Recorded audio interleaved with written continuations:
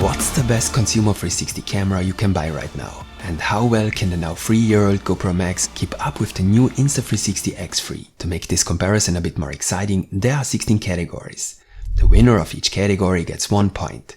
Let's find out how well the two cameras do in this comparison. The Insta360 X3 and GoPro Max are primarily used as action cameras. As such, they should be as small and as lightweight as possible. And they should also be rugged and not break right away. The two cameras have a very different design and form factor. However, the Max is slightly smaller than the X3. Its volume makes up about 2/3 of the X3. It is also lighter at 155 grams than the X3, which weighs 180 grams. Both cameras appear to be very well made and of high quality. However, the larger display and the more protruding lenses of the X3 are a potential weak point when the camera is dropped or hit. Another thing I like about the Max is that GoPro includes plastic lens protectors and a couple of lens guards in the standard packaging. With the X3, you get a very well-made protective case, but you have to buy a lens protector separately. What I don't like about the Max is the side door closure, which looks a bit cheap. Also, the lens cover is made of 2 separate parts. It won't be long before you've lost one of them. Still, the first point for portability and durability goes to the GoPro Max. The very different form factor of the two cameras is also related to the mount. The GoPro Max can be mounted using the usual GoPro mount. However, since a 360 camera provides a 360-degree all-around view, the screw of the GoPro mount is a disadvantage. You have to use a short screw, which is then hidden under the camera. Otherwise, the screw would be visible when shooting with a pole. This is another reason why the Max 2 lenses had to be mounted offset to the side. This can lead to a shifted transition between the shot of the two lenses.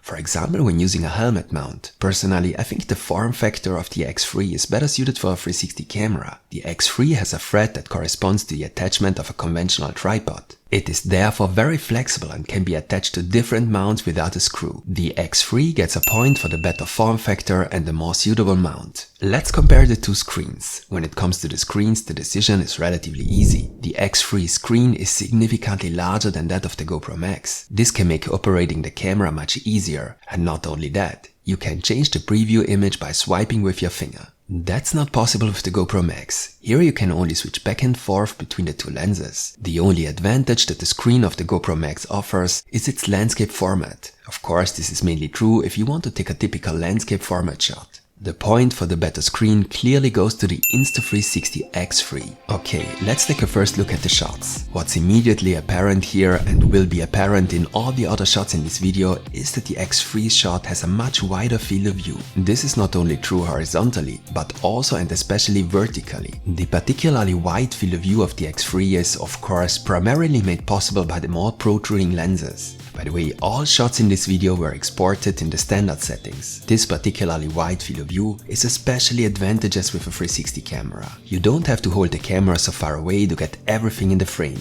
For example, if you want to film yourself. Of course, you could zoom out further in post-processing and add the footage from the other lens, but that would lead to more distortion. The point for the extra wide field of view goes to the X3. Colors and contrast are an important part of the image quality. I've always been a fan of the GoPro colors, and even in direct comparison with the colors of the X3, I have to say that I like the colors of the GoPro Max a bit better. Of course, this is also a matter of taste. As you can see here, the X3's image looks much cooler, and it also has more magenta tones. The GoPro's image, on the other hand, looks very warm. The orange makes the GoPro shot look very cinematic. Unlike newer cameras from GoPro, the Max only offers a choice between the color GoPro and the color flat. The X3, on the other hand, offers a standard color profile and a lock color profile in addition to vivid. Still, for me, the point for the better colors goes to the GoPro Max. The Max can't quite keep up with the dynamic range. As you can see very well in these shots, the X3 protects the highlights much better than the GoPro Max. In the very bright areas of the shot, such as here with the sun and the clouds, you can clearly see more details in the X3's recording. The newer and obviously better image sensor of the X3 is clearly noticeable here.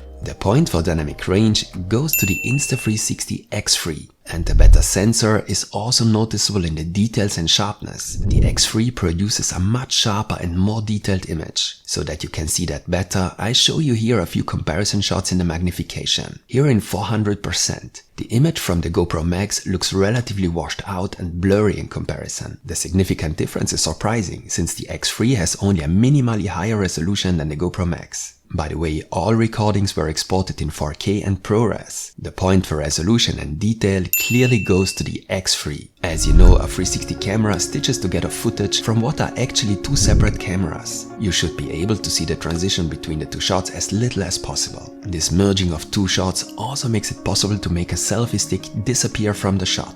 This is also referred to as an invisible selfie stick. I checked how well both work with the two 360 cameras. If we look closely at the selfie stick here, my impression is that it works a little better on the X3 than it does on the Max. On the GoPro Max you can still see the hand grip of the selfie stick.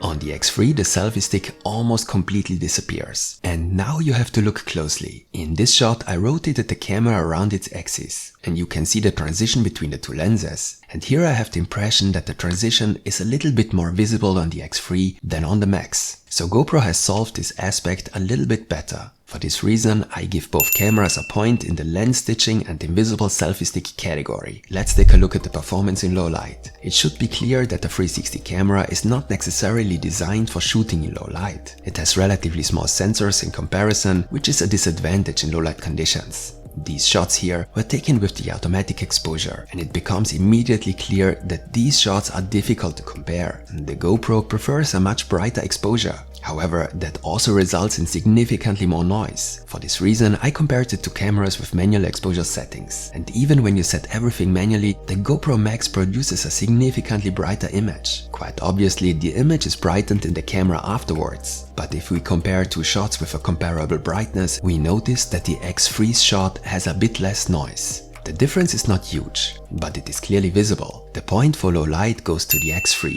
For an action camera, slow motion shots are especially important. Unfortunately, both cameras are not specialists when it comes to slow motion, and the resolution has to be reduced for a higher frame rate. On the Max, the resolution has to be reduced to 3K for 60 frames per second and to 4K on the X3. So the difference in resolution increases for slow motion shots. And the result is clearly visible. It can be clearly stated that the X3's recording looks much better. It looks much sharper and has significantly more details. With the latest firmware update, the X3 is also capable of shooting in 3K at 100 frames per second. The point for slow motion goes to the X3. In addition to slow motion, stabilization also plays a very important role, and both 360 cameras are able to stabilize a shot fantastically. Here you can see a comparison when walking and here when running, where the cameras are moved very strongly from left to right. It's hard to pick a clear winner here. Maybe the X3 manages to stabilize the shot minimally better, but the difference is so small that I give both cameras a point in this category. You may also want to take a normal non-360 shot with your 360 camera from time to time. You don't have to reframe the shot and can share it directly or use it for other purposes. Both cameras therefore offer you a so-called single lens mode, and the X3 has a decisive advantage in this context as well. The X3 allows recording in single lens mode in 4K. On the Max, this is only possible in 1080, and of course this difference can also be seen, especially in the magnification. Here too, it is noticeable that the Max has a smaller field of view than the X3. The Max slow motion recordings look a bit better in single lens mode than in 360 mode, but still worse than those of the X3. The GoPro Max does have an advantage in single lens mode though. It stabilizes the shots much better than the X3, which obviously has weaknesses in image stabilization in single lens mode. You should know this if you want to take action shots in single lens mode. Still, this point goes to the X3 as well. Now we come to a very important category: ease of use and the quality of the apps you can use to edit your 360 videos. And now it's starting to get really difficult for the GoPro Max, because I see the X3 as having a clear advantage in this category as well. Ease of use is a very important category for a 360 camera, because a 360 camera needs a bit more time to get used to than a normal action camera. I shot a variety of 360 videos for this video and reframed them with the respective desktop app.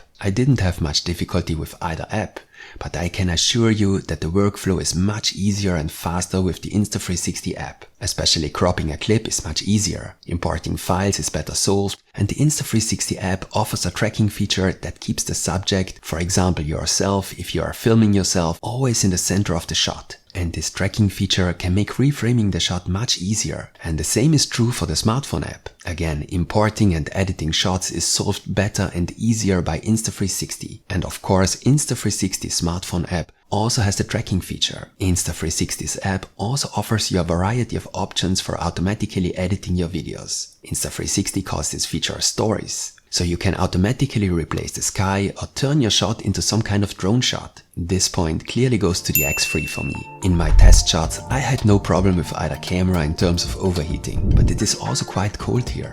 Even in the office, it's only 15 degrees Celsius. That's why I didn't manage to get one of the two cameras to overheat. However, the X3 offers a longer battery life. It can record up to 1 hour and 45 minutes in 360 mode at 5.7K. The GoPro Max battery gives up after about 1 hour and 25 minutes. The point therefore goes to the X3. And before we compare the audio quality, a few words about the additional features and my personal experience with both cameras. The X3 offers a lot of additional features compared to the GoPro Max. For example, you can shoot time-lapse footage in 8K. It has an additional HDR mode for a particularly wide dynamic range in difficult situations. Also, I have to say that unlike the GoPro Max, the X3 did not experience any crashes or problems in any of the tests. The GoPro Max, on the other hand, repeatedly failed to turn on. It was often necessary to press the power button several times to activate the camera. The X3, in comparison to the GoPro Max, also receives a point from me for this. In most cases, you'll use your 360 camera to capture action shots or other creative footage. But of course, you can also use it to shoot your vacation videos. And especially in these cases, the audio quality can be quite important. Right now, you're hearing the audio alternately from the GoPro Max and the Insta360 X3.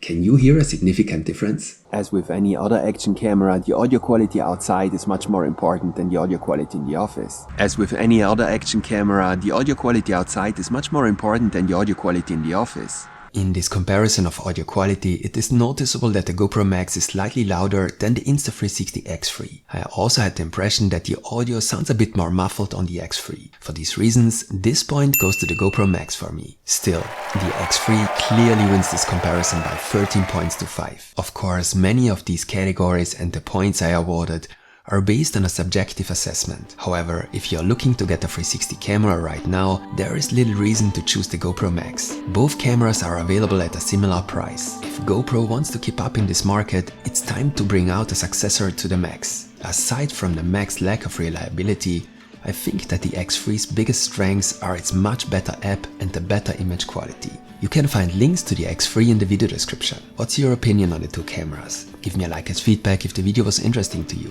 There will be more videos on the GoPro Max and the X3 to come. So stay tuned and see you next time.